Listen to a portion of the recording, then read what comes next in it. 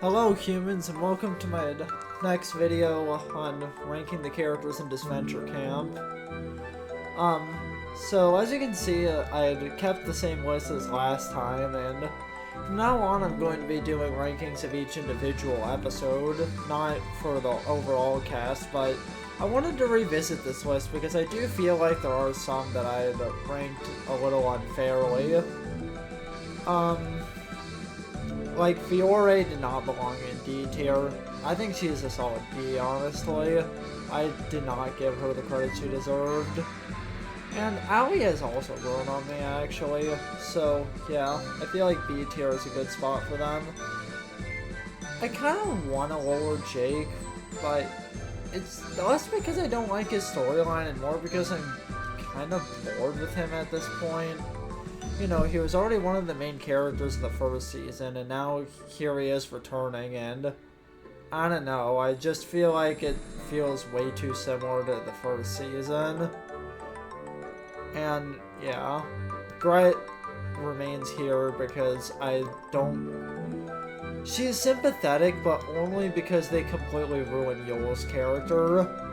Anyway, now let's get on to the individual episode rankings. We got spectacular, amazing, basically splendid, can do better, do not, and my favorite category, you're not in this episode. Nah, as much as I want that to be true, it's not. Yeah, and yeah, so the bottom row is just enough for each of them. So what do I think of each character this episode? Rhea is still going in C tier for me. I don't know. I'm getting a little... I still don't like the fact that her storyline is basically just a repeat of her storyline from the first season. She is basically just going through the exact same lesson that she was supposed to have learned the previous season, and that combined with her still being a bit of a brat, I've lost all sympathy that I've really had for her at this point.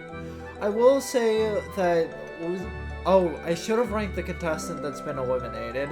Connor's going in C tier.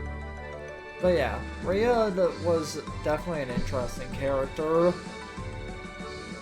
Or, I don't know, I feel like Rhea's storyline is kind of mad, but in this episode, you know what, I guess basically Splendid is good for her.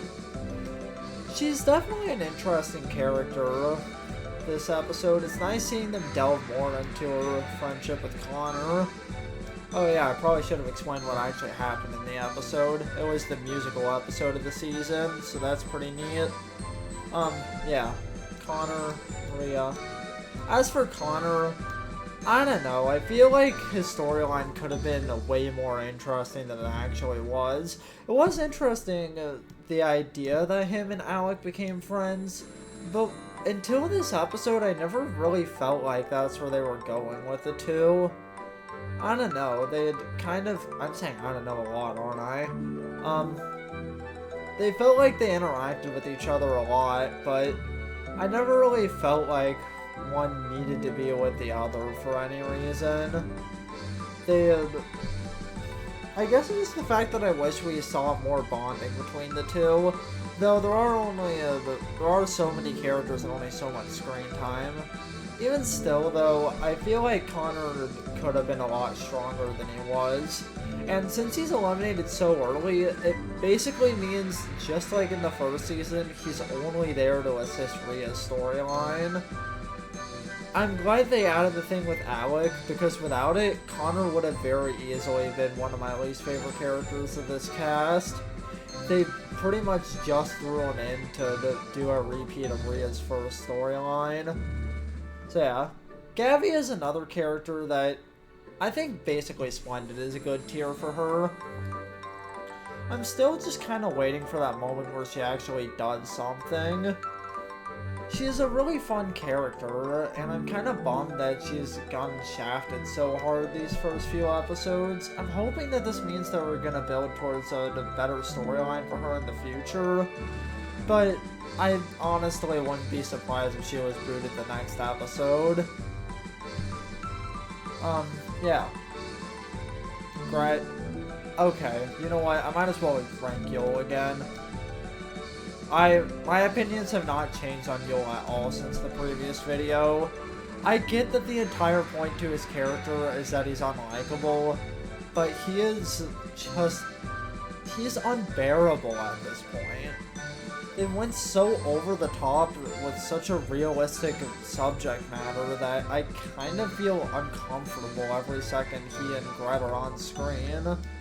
It's like they're taking a really serious subject matter and treating it in a rather goofy way.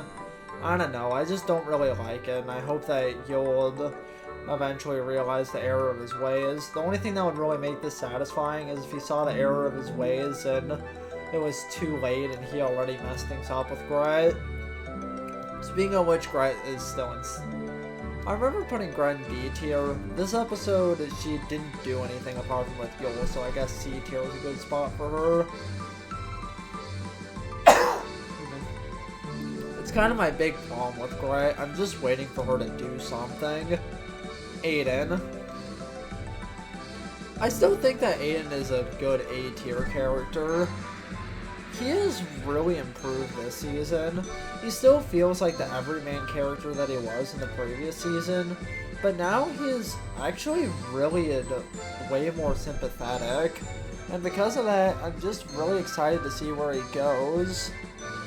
I'm glad to see that he was actually a musical theater kid, and I'm glad to see that he still has allegiance to James. I don't think that any character is spectacular this episode, though. As you'll see with Tess, who, while I still think that she's an S-tier character overall, and I still stand by the fact that she's my favorite character of this season, I feel like this episode she was basically splendid. She actually maybe can do better. I don't know. She did a decent amount this episode, but I still felt like she had, I do really like her storyline, and I like her position in the overall story, but this particular episode she didn't really do anything, which is fine. You know, you don't need to have every single character contribute something in every single episode. I like Tess overall. She is definitely who I'm rooting for to win so far, even if I'm not 100% sure if she will anymore.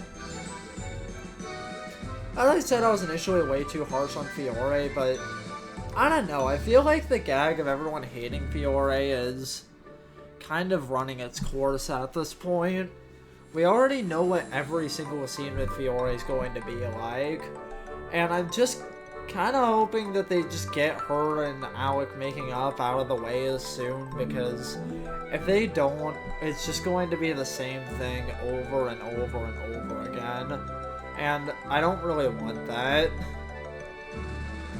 Kind of surprised how negative this video has been turning out so far, but to be honest, I wasn't really a huge fan of the previous episode.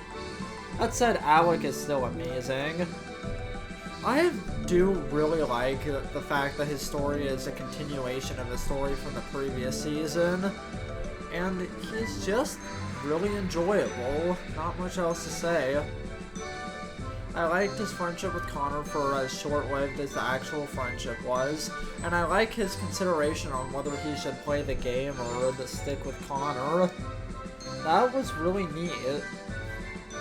Like, he had the option to save Connor, but he decided that the Villains Alliance was more important. That had more intrigue to it than I thought this really obvious elimination was going to have. So overall, really good. Next up is Jake. Yeah, I think B tier is a solid spot for him. As I said, the storyline is kind of getting a little boring to me. I never really saw Tom and Aiden as a particularly interesting pair, and this episode actually implied that Tom does still care about Jake, which just leads to the question, why has he been blanking all of his calls? I don't know. Tom is still and can do better. He is enjoyable enough, but I don't think that he is going to win any awards or anything. Wow, we already only have 3 more. This video's been going by really quick, hasn't it? Yeah, dang. Guess it's gonna wrap up here really quick. I don't have much to say about Ellie. I really love her villain role this season. And I really like the fact that she was the one that caused more friction between Jake and Tom just because she had wanted to cause some chaos. She practically has this game on her sleeve, and it's really interesting to watch. I really hope she becomes the main villain of the season because I'm really enjoying Villainous Ellie. And then a name that sounds shockingly similar to Ellie, Allie. I think Allie is growing on me, but I still don't think she's amazing. I think basically Splendid is good for her. She's a really enjoyable character. You know, I think I'm starting to... You're probably gonna hate me for this, but yeah. Maybe my opinions will change in the future, though, I don't know. Anyway, Allie is definitely growing on me. I'm hoping that she ends up... For once, I actually feel like I'm kind of rooting for her to win this season, which is something that I never thought I'd say. Speaking of which, Ashley is also growing on me, but I still don't think that she's worthy of B tier. I think, yeah, right about here. She still just feels like a support character, just like she did in the first season. I will say that she is growing on me compared to how she was in season 1. I don't know, I just thought she was really boring that season, but now I'm really starting to appreciate her way more than I used to. I'm excited to see what they do with Ashley, and I do think her bonding with Allie was pretty cute. But let's be real, Ashley is not winning this. She would not be a very satisfying winner. At least that's my opinion. Let me know what you guys think down in the comments below, and until then, have a beautiful day.